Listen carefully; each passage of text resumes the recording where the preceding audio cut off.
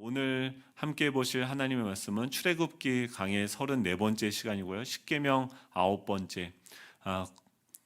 내 이웃에 대하여서 거짓 증거하지 말라라는 제목으로 하나님의 말씀을 증거하도록 하겠습니다. 출애굽기 20장 16절 말씀인데요. 우리 한 목소리로 같이 한번 크게 읽어보도록 하겠습니다. 시작. 내 이웃에 대하여 거짓 증거하지 말라. 아멘. 이제 십계명이 2번 남았습니다. 오늘 하고 다음 주 한 번 더 하면은 이제 끝나는데요. 십계명을 끝나고 계속 출애굽기를 갈까 말까 지금 고민을 하고 있어요. 한번 피드백을 주시면 좋겠고요. 저희들이 출애굽기를 선택했던 그 이유는 그겁니다. 그러니까 애굽의 세상에 사로잡혀 있던 그 우리 안에 있는 영혼, 우리의 존재들이 하나님의 은혜로 말미암아서 구원을 받았을 때 하나님께서 우리에게 어떤 일들을 하는가? 하나님은요, 지금 저와 여러분의 존재를 새롭게 하시는 거죠. 그 일을 위해서 하나님의 관심은요, 다른 데 없어요. 우리가 무슨 차를 타는지, 몇 평짜리 아파트에 사는지 거기에 관심 있는 것이 아니라 우리 안에 있는 하나님이 심어두신 그 하나님의 형상이 지금 얼마나 하나님의 모습으로 빚어져 가고 있는지, 하나님의 백성으로 준비되어져 가고 있는지, 또 그런 하나님의 형상으로 부르심을 받은 우리 한 사람 한 사람들이 어떻게 주님의 성전으로 하나님의 나라로 회복되어져 가는지, 함께 그 성전이 지어져 가는지 하나님의 관심은 거기 있는 거죠. 그 일을 위해서 지금 태풍도 오는 거고 코로나도 오는 거고 우리 개인의 삶 속에 여러 가지 상황들이 주어지는 거죠. 이스라엘 백성들도 그 일을 위해서 출애굽이 있는 거고 또 바벨론이 있는 거고 바벨론에게 지금 끌려가서 포로 생활을 하게 되어지는 그 모든 사건들의 목적점은 무엇입니까? 하나님께서 우리 안에 하나님의 형상을 회복하게 하시는 거예요. 왜 그렇습니까? 이 땅은 영원하지 않습니다. 우리는요, 지금 이 땅에 나그네로 여행을 왔어요. 이 일시적이고 제한된 그 시간 속에 들어와서 이 시간들을 경험하면서 그 가운데 우리가 배우고 익히고 자라가야 되는 부분들이 있는 것이죠. 하나님께서는요, 지금도 신실하게 그 일들을 이루어가고 계심을 믿으시기 바랍니다. 오늘은요, 우리의 존재를 다시금 세워가는 그 말씀 9번째 시간인데, 내 이웃에 대해서 거짓 증거하지 말라라고 이야기하고 있습니다. 거짓말을 하는 것이 우리 영혼에 어떤 영향을 미치는지 한번 살펴보려고 합니다. 이 아이 셋이 이 서당으로 가다가 땅바닥에 있는 돈을 한 푼을 주었다라고 합니다. 그래서 이 한 푼밖에 안 되니까 셋이서 나누어 가질 수도 없고 셋 중에 거짓말을 가장 잘한 아이가 그것을 갖기로 했어요. 그래서 서로 이제 머리를 쓰다가 한 아이가 그렇게 얘기하는 거예요. 야, 우리 아버지는 바람이 지금 태풍이 불어가지고 지리산이 쓰러진다고 지게 작대기를 들고 밭으로 나갔다라고 거짓말을 했어요. 그래서 다른 아이가 이렇게 얘기합니다. 우리 어머니는 날이 가물어서 지금 논이 다 메말랐는데 그 논 열마지기에 물을 주기 위해서 소변을 보러 그 논에 가셨다라고 응수를 했습니다. 이게 나머지 아이도 질세라 우리 누나는 장마가 길다고 지금 바늘하고 실을 가지고 찢어진 하늘을 꿰매러 갔다라고 서로 자신의 최선을 다해서 거짓말로 경쟁을 했는데 셋 다 누가 제일 센지 도저히 판단이 되어지지 않았어요. 그래서 어디로 가냐면 서당으로 가서 훈장님께 판단해 달라고 요청을 했습니다. 그러자 이 훈장님이 판단을 해주시기는커녕 거짓말 내기를 하다니 이런 못된 버릇이 있나 하면서 엄하게 꾸짖으시면서 그렇게 말씀하신 거예요. 나는 평생에 단 한 번도 거짓말을 한 적이 없다라고 야단을 치셨다라고 합니다. 그러자 세 아이가 고개를 다 푹 숙이면서 똑같이 외쳤다라고 합니다. 야, 훈장님이 이겼다 하면서 그 한 푼을 훈장님을 드렸다라는 썰렁한 이야기입니다. 이 우스갯소리는 인간이 태어나서 살아가는 동안 거짓말을 한 번도 하지 않았다라는 주장은 거짓말이다라는 것을 이야기하고 있죠. 인간은 거짓말을 하지 않고는 살 수 없는 존재다라는 것을 잘 보여주는 이야기입니다. 사람들은 언제 왜 거짓말을 하게 되는 걸까요? 여러분은 언제 거짓말을 안 하시죠? 네. 우리는 언제 거짓말을 왜 하게 되어질까요? 2002년도에 미국 매사추세츠 대학교 심리학과의 로버트 헬트먼 교수가 이 거짓말과 관련된 실험을 했습니다. 실험 방법이 뭐였냐면 실험조를 2명씩 짜서 3개의 조로 만든 다음에 그 상대방에게 10분 동안 자기소개를 하라고 요구를 했는데 첫 번째 조에게는 가급적 상대방에게 호감을 느낄 수 있도록 자기소개를 하라라고 했고, 두 번째 실험조는 자신의 능력을 자기가 얼마나 능력이 있는지를 최대한 보여줄 것을 요청을 했다고요. 세 번째 그 조에게는 너 아무것도 요구하지 않을 테니까 그냥 자기소개하라 라고 얘기했어요. 첫 번째 조는 호감을 얻기 위해서, 두 번째 조는 내가 능력이 얼마나 많은지를 어필하기 위해서, 세 번째 조는 아무것도 요구하지 않고 자기소개를 했다라고 얘기해요. 그 실험 결과가 어떻게 했냐면 호감을 보이도록 하라고 했던 조는 약 2개의 거짓말을 했다고 하고요. 능력 있게 보이라고 어필을 하라고 했던 그 두 번째 조는 약 2.3개의 거짓말을 했다라고 합니다. 아무 요구가 없던 그 팀에게는 0.88개의 거짓말을 했다라는 이 논문 실험 결과가 나타났고, 이 헬드먼 교수는 이 실험이 2가지 교훈을 준다라고 이야기를 합니다. 사람은 자기를 호감가게 하거나 또 사람들에게 자신의 능력을 과시하기 위해서 거짓말을 하는 존재이다라고 이야기하고, 또 두 번째로 그 이야기를 했더니 그 사람들이 자기는 그 녹화된 영상을 보면서도 자기가 그런 거짓말을 했다라는 것을 인식하지 못했다라는 거예요. 그래서 두 번째 이 실험 결과가 뭐냐면 인간은 평상시에 자기가 거짓말을 하고 있다라는 것을 잘 생각하지 느끼지 못한다라고 이 실험은 그 결과로 보여주고 있다라는 거죠. 그 초등학교에서도 가장 인기 있는 학생 대부분이 엄청난 거짓말쟁이라는 사실도 이 교수가 밝혀냈다고 이야기합니다. 그래서 이 교수님이 뭐라고 얘기하냐면 인간은 인간인 이 호모 사피엔스라기보다 속이는 인간 호모 팔락스가 더 어울린다라고 이야기를 하고 있습니다. 사람들이 왜 거짓말을 하냐면 사람들에게 호감을 느끼거나 자신의 능력을 과시하기 위해서라고 이야기하는 거죠. 또 일본인인 감마 와타루의 책을 보면은 이 사람은 8분마다 거짓말을 한다라고 이야기하는데 그 이유는 뭐냐면 원만한 관계를 유지하기 위해서 거짓말을 한다라고 얘기해요. 거짓말이 나쁜 것이라기보다는 인간관계를 유지하는 소통 방법의 하나로 유용한 기술이라고 일본 이 저자는 이야기하고 있습니다. 예를 들어서 그렇게 얘기하죠. 아내가 만약에 저한테 물어보는 거예요. 서로 되게 막 기분이 좋고 좋을 때 꼭 이렇게 그런 질문하지 않습니까? 자기는 나랑 결혼하기 전에 몇 명의 여자와 사귀었어? 라고 질문을 하죠. 그러면은 저는 뭐라고 대답을 할까요? 바로 쉬지 않고 대답합니다. 당신이 첫 번째 여자라고 이야기를 합니다. 사실 사귀었던 자매들이 있었지만 그 사실을 전에 아내에게도 이야기를 해서 알고 있지만 내가 사귀었던 여자가 몇 명인 것까지 구체적으로 알면 어떻게 됩니까? 지금 좋았던 원만했던 그 관계에 틈이 생기기 시작하고 점점 그 상상을 낳고 그 관계가 깨어질 수 있는 그 가능성이 있게 되어지는 거죠. 우리가 누군가를 만났을 때 당신은 굉장히 아름답군요.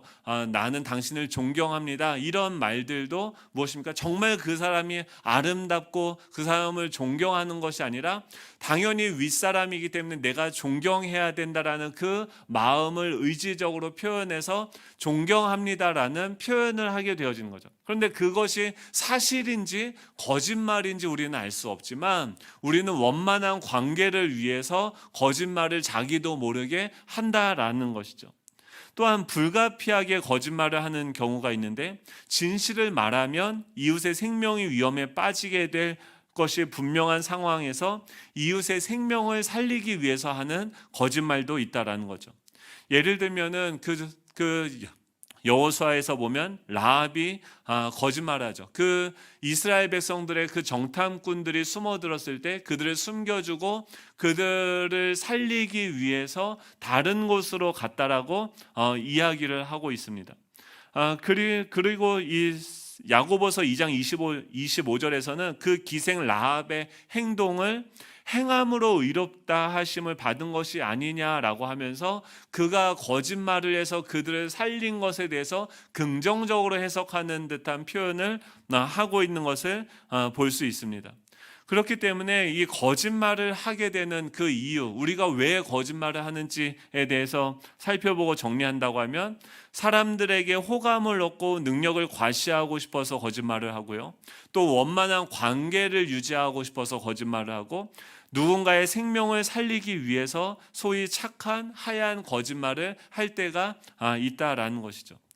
그렇다고 하면은 지금 여기서 그 현대 기독교 윤리학에서도 이 우리가 다루었던 그 몇 가지 거짓말에 대해서 그래도 긍정적인 좀 여지를 두는 태도를 보여주는 것을 볼 수 있는데 정말 이 거짓말을 우리는 해도 되는 걸까? 지금 오늘 본문에서는 뭐라고 이야기하고 있습니까? 내 이웃에 대하여 거짓 증거하지 말라라고 분명하게 이야기를 하고 있습니다. 지금 이 거짓 증거하지 말라라는 것을 굉장히 출애굽기에서는 이 모세 오경에서는 강하게 이야기하고 있죠. 왜냐하면 잘못해서 거짓 증거하게 되었을 때 그 당시에는 법정에서 지금처럼 과학이 발달하고 또 무슨 여러 가지 이 법률적인 체계가 확정이 되어지지 않은 시기였기 때문에 누군가 한 사람을 심판할 때 두세 사람의 그 증언이 그 사람의 생명을 좌우하는 굉장히 큰 증거로서 여겨지던 그런 시대였습니다. 그렇기 때문에 지금 내 이웃에 대하여서 거짓 증거하지 말라라고 하는 것은 굉장히 중요하고 엄미한 명령이다라는 것이죠. 내 이웃에 대해서 거짓 증거하지 말라. 우리가 잘못 거짓 증거를 하게 되어졌을 때 누군가의 영혼이 크게 상처를 받고 죽을 수도 있는 상황이기 때문에 이 모세 오경에서는 거짓 증거하지 말라라고 명확하게 이야기를 하고 있습니다. 원어를 살펴보면요, 거짓 증거한다라는 것이 무엇이냐면 이 거짓 증거하지 말라라는 말을 출애굽기랑 신명기 두 번에 나눠서 이 십계명이 두 번에 걸쳐서 나오지 않습니까? 근데 출애굽기에서 나온 단어와 신명기에서 나온 단어가 달라요. 출애굽기 20장 16절에서는 거짓 증거하지 말라, 한국말로는 똑같이 번역이 됐습니다. 둘 다 거짓 증거하지 말라라고 되어져 있는데 출애굽기 20장 16절에서는 에드 샤케르라고 해서 샤케르라고 거짓말에 해당하는 히브리어를 썼어요. 그 샤케르는 뭐냐면 거짓의 증인이 되지 말라라고 원어를 그대로 직역을 하면 그렇게 해석을 할 수 있어요. 거짓의 증인이 되지 말라라고 이야기하는 거죠. 근데 신명기 5장 20절에서 이 거짓 증거하지 말라는 에드 샤웨라는 단어를 썼어요. 샤웨라는 것은 공허함이라는 뜻이에요. 즉 이 출애굽기에서는 거짓의 증인이 되지 말라고 했고 신명기에서는 원어로 뭐라고 얘기하면 공허함의 증인이 되지 말라라고 이야기를 하고 있는 것이죠. 즉 이렇게 얘기하면 거짓은 뭘 이야기하는 겁니까? 공허함, 실체가 없는 것에 대해서 내가 반응하고 그 실체가 없는 것에 대해서 내가 증거하고 있다라고 하는데 그것을 하지 말라라고 이야기하고 있는 거죠. 즉 지금 하나님께서 이 말씀을 우리에게 주시는 이유가 무엇입니까? 그냥 빈말로 누구가 이쁘다 나쁘다 그런 것들을 거짓 증거하지 말라라는 게 그냥 표면적인 어떤 이유에서 얘기하는 것이 아니라 우리의 영적인 존재로서 우리가 무엇에 뿌리를 두고 무엇과 반응하면서 그것의 증인이 되어지는지를 분별하고 점검해야지 우리 안에 있는 하나님의 형상이 온전히 회복되어진다라는 방면으로 우리가 접근할 수 있다라는 것이죠. 거짓을 말한다는 것은 무엇이냐면 텅 비어있는 말을 한다는 거예요. 또 실체가 없는 말을 하는데 그 말에 말반 공기반은 아니죠. 네.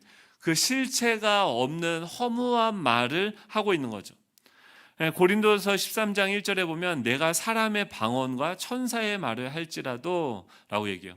지금 사람의 방언과 천사의 말, 하늘의 언어를 내가 한다 할지라도 그것에 사랑이 없으면 소리나는 구리와 울리는 꽹가리가 된다라고 이야기하는 거죠. 우리가 말을 하는데 그 안에 뭐가 없어요? 사랑이 없다라는 거예요. 사랑이 없다라는 것은 무엇입니까?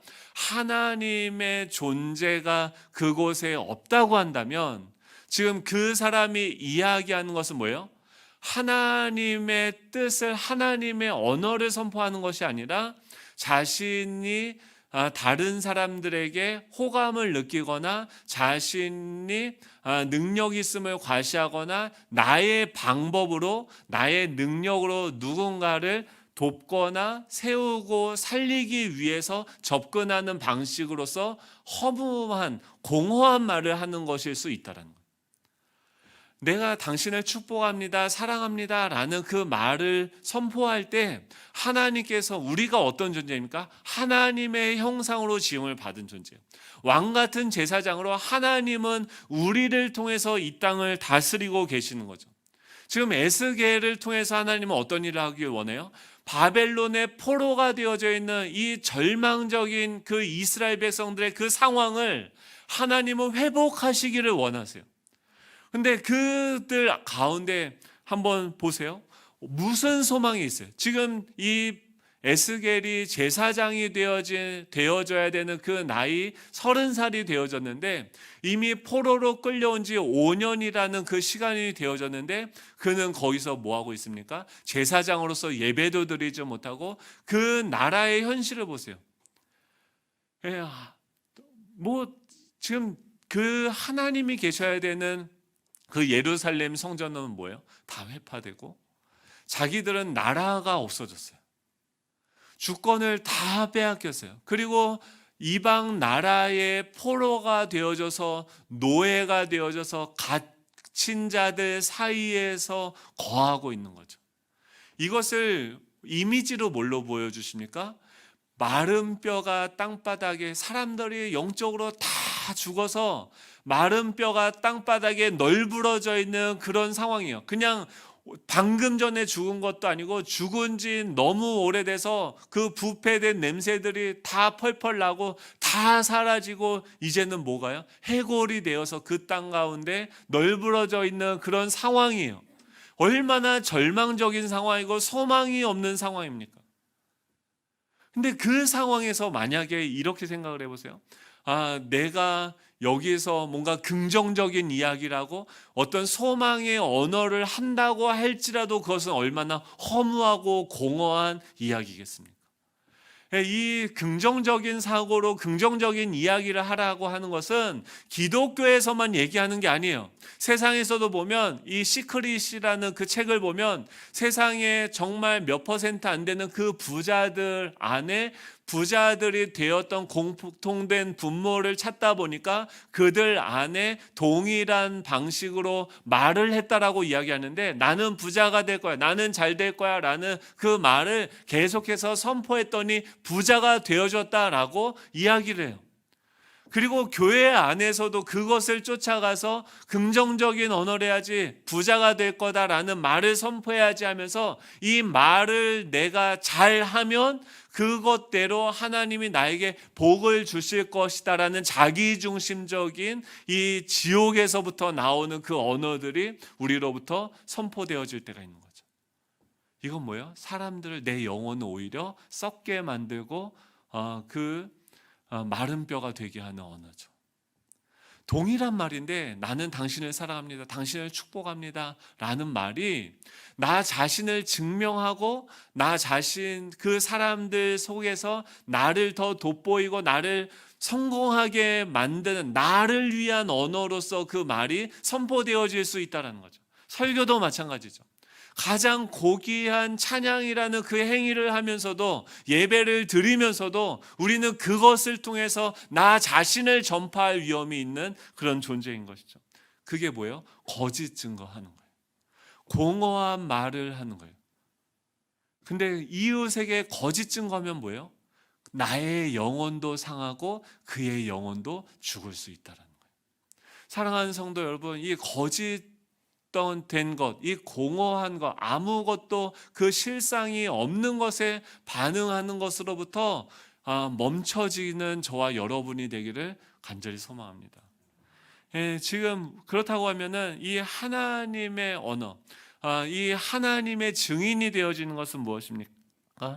우리가 먼저 기억해야 되는 것은 세상 사람들도 알고 있는 거죠. 그 말에는 힘이 있다라는 거예요. 지금 이 마태복음 12장 36절, 37절에 보면 내가 너희에게 이르노니 사람이 무슨 무익한 말을 하든지 심판날에 이에 대하여 신문을 받으리라. 내 말로 의롭다함을 받고 내 말로 정죄함을 받으리라 라고 이야기해요. 뭐냐면 우리의 말로 의롭다함을 받고 우리의 말로 정죄함을 받는다는 거예요. 그럼 어떻게 하면은 이 말에는요, 우리를 살릴 수도 있고 정죄할 수도 있는 그 힘이 있다라는 거예요. 야고보서 3장 2절에서 5절에 보면 우리 한번 같이 읽어볼까요? 야고보서 2장 3장 2절에서 5절의 말씀입니다. 같이 읽습니다. 시작. 우리가 다 실수가 많으니 만일 말에 실수가 없는 자라면 곧 온전한 사람이라 능히 온몸도 굴레 씌우리라. 우리가 말들의 입에 재갈 물리는 것은 우리에게 순종하게 하려고 그 온몸을 제어하는 것이라. 또 배를 보라. 그렇게 크고 광풍에 밀려가는 것들을 지극히 작은 키로서 사공의 뜻대로 운행하나니 이와 같이 혀도 작은 지체로 돼 큰 것을 자랑하노라. 보라 얼마나 작은 불이 얼마나 많은 나무를 태우는가. 아멘.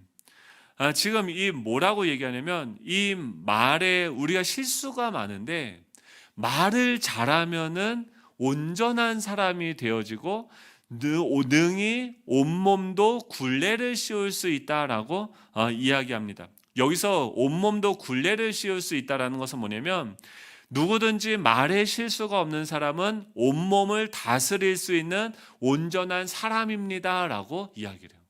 이 말은 뭐냐면 저와 여러분 안에 연약함이 있고 실수가 있어요. 근데 그럼에도 불구하고 이 말을 잘한다고 하면 여러분들의 몸, 이 죄와 사망과 이 사단의 권세가 우리를 틈타고 사로잡아서 포로로 만들고 사로잡으려고 하는 그 상황에도 여러분들이 올바른 말을 한다고 하면 여러분들의 몸을 제어할 수 있는 능력이 그 말에 있다라고 이야기를 하고 있는 것이죠. 그러면서 예를 들죠. 말을 부리려면 사람들이 타고 다니는 그 큰 말을 움직이기 위해서 어떻게 합니까? 그 입에 재갈을 물려요. 그래서 그 입에 재갈을 물리고 그것을 끌고 다니면 어떻게 해요? 말의 온몸을 끌고 다닐 수 있는 거죠. 배는 어떻습니까?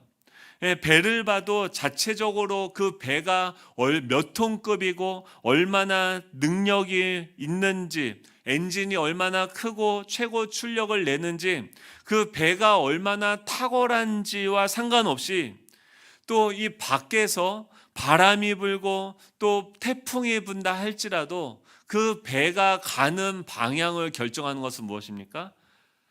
매우 작은 그 뒤에 달려있는 그 키가 그 배의 방향을 조정하는 거죠. 그 배를 조정하는 것은 선장이 가고자 하는 곳으로 끌고 가는 건데 그거 어떻게 합니까? 그 매우 작은 키로 조정하여서 그 선장이 가고자 하는 곳으로 끌고 가는 거죠. 이 말이나 이 배나 그의 인생이, 그의 삶이 나아가는 그 방향을 결정하는 것은 무엇이냐면 그 말이라는 거예요. 혀라는 거예요. 즉 나의 말이 누구의 지배를 받느냐에 따라서 우리 말의 결과로 우리의 삶의 방향을 결정하는 원인이 되어진다라고 하는 것이죠. 지금 이스라엘 백성들이 그렇다고 하면 바벨론의 포로가 되어져 있는 그 이유는 무엇입니까? 그 말의 결과가 그런 거죠. 지금 우리가 살아가고 있는 이 현재의 모습은 뭐의 결과입니까? 과거의 우리의 말의 결과인 거죠. 사랑하는 성도 여러분, 여러분들의 인생을 드라이브 해 가시는 분은 누구십니까? 라는 그 질문을 할 때 어떻게 바꿔서 얘기할 수 있어요? 여러분들은 무엇에 대해서 증인으로서 존재하십니까? 예, 무엇에게 반응하여서 여러분들은 말하고 계십니까? 라고 질문할 수 있는 거죠. 즉 우리의 생각이 하나님의 영에, 하나님이 지금 이곳에 살아계시다라는 것에 인식되어지고 그 생각이 우리의 입술을 통해서 선포되어질 때, 머리로는 내가 알아요. 하나님이 여기 계신 거 알아요. 내 생각으로는, 내 혼으로는 그것을 이제 알겠어요. 하나님 뭘 원한지 다 알겠어요. 근데 말은 허무하고 쓸데없는 말을 한다고 하면 그 인생은 뭐예요? 쓸데없고 허무한 인생이 되어져서 자신의 영혼에게 상처를 줄 뿐만이 아니라 주변에 있는 다른 사람들에게 상처를 주고 그 영혼들을 죽이는 일을 할 수 있다는 거예요. 우리가 이 하나님의 성전으로 하나님의 임재 가운데 머무는 것도 중요하고, 그 말씀을 근거해서 의존해서 사고하는 것도 너무나도 중요한데, 더 중요한 것이 무엇입니까? 그것을 근거해서 말해야 된다는 거예요. 지금 에스겔이 포로되어져 있고 지금 다 모든 것이 소망이 없게 되어진 그 상황에서 하나님이 그들을 어떻게 회복을 시키십니까? 그의 제사장에게 찾아오셔서, 그때까지 그 마음은 어떻겠어요? 자신의 그 절망적인 환경과 그 공허함에 반응하여서 두려움과 염려로 말하고 있겠죠. 근데 여러분, 지금 코로나로 인해서 수없이도 진짜 쉽지 않아요. 마음이 하루에도 천국과 지옥을 오고 가요. 언제 이것이 끝나게 되어질지 답답함이 우리에게 엄습하게 되죠. 근데 그럼에도 불구하고 마른 뼈가 널브러져 있는 그런 상황이고, 주변에 있는 모든 사람들이 다 나에게 부정적인 이야기를 한다 할지라도, 하나님은요, 저와 여러분을 통해서, 에스겔을 통해서 회복하시기를 원하시는 줄 믿으시기 바랍니다. 예수님도 마찬가지죠. 예수님도 오셔서 아무도 예수님을 인정해 주지 않았어요.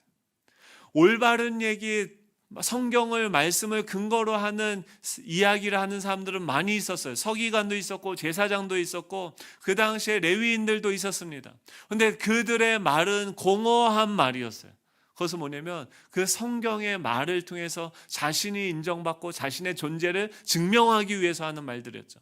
왜, 어떻게 할 수 있습니까? 그들의 말을 통해서 그 가늠한, 요한복음 8장에 보면 가늠한 여인을 만나게 되어졌을 때 그 여인에게 뭐라고 얘기해요? 그 하나님의 말씀을 가지고 그 여인을 죽이라라고 얘기해요. 근데 예수님은 그 상황을 보면서 똑같이 그 상황 가운데 있으면서 뭐라고 얘기합니까? 나도 너를 정죄하지 아니하노니 가서 다시는 죄를 짓지 말라고 하면서 그녀를 살리게 되어진 거예요. 근데 어떻게 그녀를 살릴 수 있는 말을 할 수 있는 것일까요?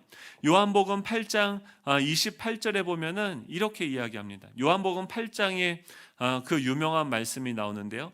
8장 32절이 뭐예요? 진리를 알지니 진리가 너희를 자유케 하리라 라는 그 말씀이 나온 문맥이 어디 있습니까? 이 간음한 여인을 만난 그 사건인 거죠. 그러면 그 여인을 자유하게 했던 그 진리의 말씀이 예수님을 통해서 선포되어졌는데, 그것이 어떻게 선포되어졌습니까? 요한복음 8장 23절에 보면 예수님이 그렇게 이야기합니다. 한번 23절 같이 읽어볼까요? 시작. 예수께서 이르시되 너희는 아래에서 났고 나는 위에서 났으며 너희는 이 세상에 속하였고 나는 이 세상에 속하지 아니하였느니라 라고 얘기해요. 지금 뭐냐고 하면 그 사람들은 소속이 다르다는 거예요. 지금 그 바리새인들, 서기관들, 거기 그 여인을 둘러싼 그 사람들의 소속은 어디예요? 이 아래에서 났고 땅에서 났다는 거예요. 여러분 지금도 수많은 언론을 통해서 이 아래에서의 소리가 들려지기 시작해요.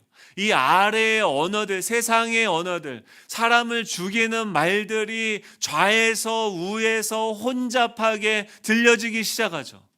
근데 예수님은 어디요? 자신의 언어를 그곳에 기반하고 말하지 않았다라는 거예요. 좌로나 우로나 치우치지 않았다라는 거예요. 예수님의 언어는 어디서부터 나왔습니까? 진리로부터 나왔고 위로부터 나왔다라고 이야기를 해요. 그것이 8장이 어떻게 시작이 되냐면 8장 1절이죠. 8장 1절 2절인데 같이 한번 읽어보도록 하겠습니다. 8장 1절 2절입니다. 시작. 예수는 감람산으로 가시니라. 제가 읽을게요. 예수님은 감람산으로 가시고 아침에 다시 성전으로 들어오시니 백성이 다 나온지라 앉으사 그들을 가르치시더니라고 얘기해요. 8장에 그 가늠한 여인을 만난 그 사건 이전에 예수님이 잠을 어디 가서 주무시냐면 감람산에 가서 주무시고 아침에 다시 성전으로 오시는 거예요. 세상에 속해 있는 사람들은 각자 자신의 집에 사망에 속해 있는 이 사단에 속해 있는 어둠의 권세에 속해 있는 그곳으로 가서 거기서 양식을 먹고 거기서 휴식을 누리며 거기서 뭔가를 듣고 이야기하는데 예수님은 어디로 가요? 감람산으로 가요. 지난주에도 말씀을 드렸죠. 하늘로 올라가셔서 그곳에 계신 그 하나님을 보는 거예요. 여러분, 여러분들의 상황 속에 이 감람산은 어디입니까? 예수님이 십자가에 죽으시고 부활하셔서 하늘 보좌 우편에 앉아 계신 거예요. 어떤 분들은요, 이 무덤에 죽어서 무덤 속에 있는 그 무덤문 안에 들어가서 시체와 함께 먹고 마시고 그 무덤문을 통과해서 이야기해요. 그의 입에서 뭐가 나요? 썩은 시체 언어가 나오고 사망이 그들을 사로잡고 엄습하는 거예요. 근데 예수님은 어떻습니까? 그 사망을 이기시고 에스겔의 눈에 마른 뼈들이 다 널려져 있는데 그 마른 뼈들을 말씀 한마디로 재창조하셔서 그를 죽은 자 가운데 다시 살리시고 하늘 보좌 우편에 앉아서 영원한 그 하나님의 나라를 맞이하게 하시는 그 하나님이 지금 나와 함께하고 계시다는 것을 내 온 몸으로 반응하고 교제하고 그분의 품 안에 머물다가 나와서 그분의 언어로 이야기하는 거예요. 그분의 체온으로 이야기하는 거예요. 그게 뭐예요? 사랑으로 이야기하는 거예요. 그게 뭐예요? 신뢰의 언어를 하는 거예요. 우리가 말을 하기 전에 필터링을 해야 돼요.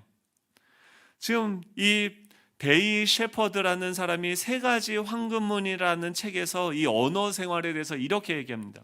말하기 전에 이 세 가지 황금문을 지나게 하라라고 얘기해요. 여러분 생각이 난다 할지라도 여러분 속에 어떤 말이 나온다 할지라도 어떤 이야기를 듣는다 할지라도 마스크를 쓰고 우리가 바이러스가 들어가지 못하게 하는 것처럼 또 우리의 언어가 이 필터링을 통과해서 선포되어져야 돼요. 무덤이 있을 수도 있고 황금문이 있을 수도 있어요. 부활의 문이 나타날 수도 있고 부활의 문이 뭐예요? 하나님이 보좌 우편에 앉으셔서 거기서 뭐예요? 자신의 영을 그 백성들에게 부어주는 거예요. 성령의 말하게 하심을 쫓아서 말하게 하는 것이 그 제자를 통해서 이 땅 가운데 시작되어진 거예요. 하늘의 언어를 이야기하는 사람들이 생겨나기 시작한 거예요. 로마의 포로가 되어졌는데 바벨론의 포로가 되어졌는데 모든 것이 다 끝났는데도 불구하고 그 하늘로부터 부어지는 그 언어, 하늘의 언어를 가지고 이야기하는 그 사람들을 통해서 뭐가 일어나요? 사람들이 살아나기 시작하는 거예요. 그걸 누가 먼저 하셨어요? 예수님이 이 땅에 성육신하셔서 먼저 그 일을 하신 거예요. 뭐라고 얘기하시냐면 요한복음 8장 25절, 26절, 29절인데요. 우리 같이 한번 읽어볼까요? 29절 한번 읽어볼까요? 요한복음 8장 29절부터 31절입니다. 32절까지요. 같이 읽습니다. 시작. 나를 보내신 이가 나와 함께 안 줬나 봐요. 네, 줬는데. 네, 이러면은 이런 상황이 되면 어떻게 해요? 내 안에 내 정서가 이야기하죠. 내 혼이 이야기하죠. 그때 뭐 사실 이 자막이 나오고 안 나오고 뭐가 중요합니까? 그렇죠? 여러분 성경 다 있으시잖아요. 근데 중요한 것은 뭐냐면 그 가운데 내 마음을 무엇이 지키고 분노하고 뭔가 실망을 한다 할지라도 무엇이 나의 입술을 통해서 선포되어지느냐. 여보 사랑해가 나가야 돼요. 여보 신뢰해. 내가 당신을 믿어. 내가 실수했어 라고 얘기하면 어떻게 해요? 오히려 이 상황을 통해서 가정이 하나 되고 살아나기 시작하죠. 주여. 네. 네, 예수님이 뭐라고 하면 내가 너희에 대해서 말하고 판단할 것이 많은데 나를 보내시니가 참되심에 내가 그에게 들은 그것을 세상에 말하노라 라고 이야기하세요. 그러니까 예수님도 자기가 할 말이 많았어요. 하고 싶은 말이 많았어요. 근데 예수님이 뭐라고 하면 나를 보내시니가 참되시기 때문에 내가 그에게 들은 그것을 세상에게 말하는데 나를 보내시니가 나와 항상 함께 하시도다. 나는 항상 그가 기뻐하는 일을 행하며 나를 혼자 두지 아니하셨느니라. 이 말을 하심에 많은 사람이 믿더라라고 얘기해요. 보세요. 예수님이 자기가 하고 싶은 말이 많았는데 하나님이 참되시고 그가 기뻐하시는 일을 지금 그곳에서 필터링해서 말씀하니까 뭐예요? 신뢰의 언어가 나아가니까 어떤 반응이 일어나요? 그때 많은 사람들이 믿더라라는 반응이 일어나는 거예요. 즉 성부 하나님이 이곳에 계시고 성자 예수님의 그 말이 이 성경의 그 언어가 우리 가운데 부어져서 우리의 입술을 통해서 선포되어졌을 때 어떤 일이 실제로 일어나는가? 성령께서 우리의 언어를 통해서 일하시는 일들이 일어나기 시작한다. 그게 어떤 결과로 나타나요? 이에 많은 사람들이 믿더라로 나타나는 거예요. 그게 뭐예요? 진리를 너희가 알지니 너희가 내 말에 거하면 참으로 내 제자가 되고 어디에 거하면요? 예수님의 말에 거하면 참 내 제자가 되고 진리를 알지니 진리가 너희를 자유케 하리라. 사랑하는 성도 여러분, 우리는요 이 사람들이 묶여있는 것을 묶고 푸는 권세가 우리에게 있는 줄 믿으시기 바랍니다. 주는 그리스도시요 살아계신 하나님의 아들이십니다. 주님이 그리스도시고 그분이 살아계신 하나님의 아들로 이곳에 우리와 함께하고 계시고 우리의 머리가 되어주시면 우리가 믿음으로 말미암아 그분의 입술이 되어져서 말을 해야 돼요. 그렇다고 한다면 우리가 모여서 오늘도 공동의회하면서 여러분들이 질문해야 돼요. 우리가 모여서 제가 담임 목사가 된다 할지라도 이 교회 주인이 제가 아니잖아요. 담임 목사가 교회 안에서 해야 되는 역할은 무엇입니까? 이 성경을 말씀을 알게 해서 하나님의 그 언어가 우리 안에 들려지게 하는 거예요. 그러면 그것을 알게 된 우리는 다 동등한 왕 같은 제사장이라는 존재로서 함께 하나님께 물어봐야 되는 거죠. 하나님이 기뻐하시는 뜻이 무엇입니까? 하나님이 이 예수정한교회를 이곳에 세우셨는데 우리를 향한 하나님의 뜻이 무엇입니까? 지금 이 코로나라는 상황이 왔는데 주님, 내가 그 가운데 어떤 포지션에서 어떤 이야기를 해야 됩니까? 주님께 물어보십시오. 사람들의 관계를 원만하기 위해서 그냥 입에 발린 쓸데없는 허무한 허공의 말을 더 이상 하지 않아도 된다는 거예요. 근데 주님이 말씀하셔서 정말 예수님도 거짓말이 아니라 진짜 눈이 멋인 거죠. 뭐라고 얘기하냐면 베드로한테 정말 말도 안 되는 베드로예요. 지금 돼지의 쥐엄 열매를 먹는 것과 같이 더러운 베드로인데 너가 요한의 아들 시몬이니 장차 게바가 될 것이다 라고 얘기해요. 그 시선, 그 관점은 어디서 나옵니까? 지금 이 제한적인 시간 안에서 말하는 것이 아니라 하나님의 시간 속으로 들어가 그 하나님 안에서 완성된 베드로를 보면서 믿음의 말을 선포하는 거죠. 그 말이 그 베드로를 요한의 아들 시몬을 게바가 되게 하는 거예요. 그 말로 내 자신에게 선포하고 더 강력한 것은 무엇입니까? 그 하나님의 임재, 존재를 우리가 온 심으로 찬양하는 것이죠. 여러분, 설교 길게 한다고 예배에 집중 안 되고 힘드시죠? 근데요, 정말 우리가 그 정도 힘듦보다 더 강력한 집중력이 있어야 돼요. 정말 그 상황에서 집중이 안 되시면 얼마나, 저도 여기서 아무도 없는데, 사람들이 없는데 설교하는 게 얼마나 힘든지 몰라요.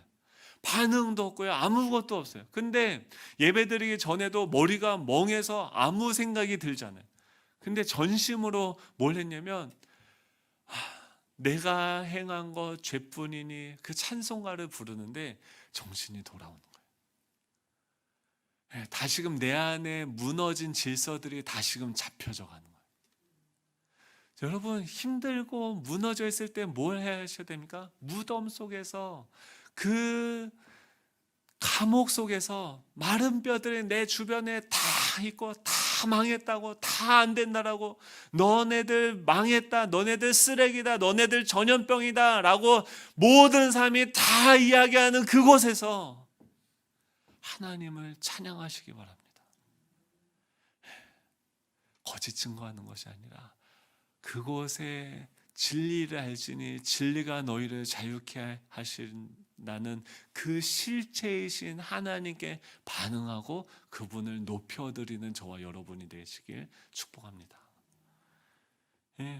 주님은 뭐라고 얘기했어요? 구하라 주실 것이요, 찾으라 찾을 것이요, 두드리라 그러면 열릴 것이다 라고 말씀하셨어요. 잭 하이스라는 분이 기도 탐구라는 책을 썼는데 독특하게 이것을 해석합니다. 구하라는 것은 하나님께 구하라는 거예요. 찾으라고 하는 것은 하나님께 구하고, 찾는 것은 뭐예요? 내가 의지적으로 찾는 거예요. 하나님, 내가 무슨 말을 해야 됩니까? 내가 지금 이 상황에서 하나님께 구하면서 내가 지금 내 아들에게, 내 아내에게 내가 이 상황에서 무슨 말을 해야 됩니까? 찾으라는 거예요. 그리고 두드리라는 것은 뭐냐면 사람들에게 도움을 구하라는 거예요. 혼자 하지 말고 함께 두들겨서 그 안에 갇혀있는 사람을 열어서 나와서 함께 하나님께 구하고 찾고 두드리라는 거예요. 그게 무엇입니까? 교회죠. 그때 하나님께서 무엇을 부어주세요? 가장 좋은 것으로 부어주시는데 성령을 부어주시는 거예요. 그럼 성령은 무엇을 보게 하십니까? 이곳에 에스겔에게 보여주신 거예요. 바벨론, 정말 우리를 지배하는 왕, 모든 것이 다 끝난 것 같고 너무나도 위대해 보이는 그 바벨론 위에 계신 그 하나님이 보여지는 거예요.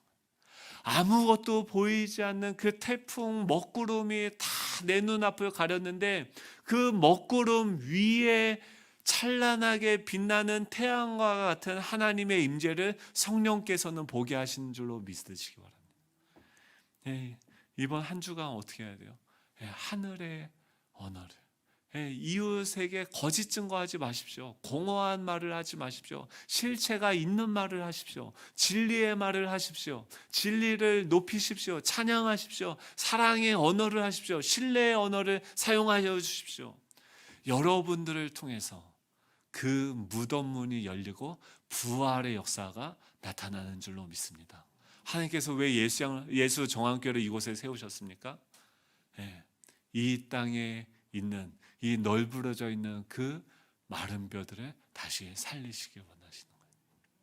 우리 찬양할 때요, 내 마음에 주를 향한 사랑이, 나의 말엔 뭐가요? 주가 주신 진리로 나의 눈에 주의 눈물 채워주소서. 우리 그 하나님을 찬양하고 예배하는 마음으로 이 찬양하면서 하나님, 우리의 언어가 하늘의 언어로 살아계신 하나님을, 진리를 증거하고 진리에 반응하고 감람산으로 들어갔다가 거기서부터 나와서 하나님의 임재로 들어갔다가 거기에서 나와서 하는 언어가 되게 하여 주십시오. 하나님, 이제 우리가 이 하늘의 언어로 이 땅 가운데 그 영혼들을 향해서 선포할 때 성령님 역사해 주십시오. 하나님, 그 사람들이 그 우리의 선포되어지는 그 언어를 통해서 그들의 영혼이 살아나고 수많은 사람들이 믿게 되었다라고 하는 그런 영혼 구원의 역사가 나타나게 해주십시오. 우리 그 마음으로 이 찬양하면서 하나님께 나아가도록 하겠습니다.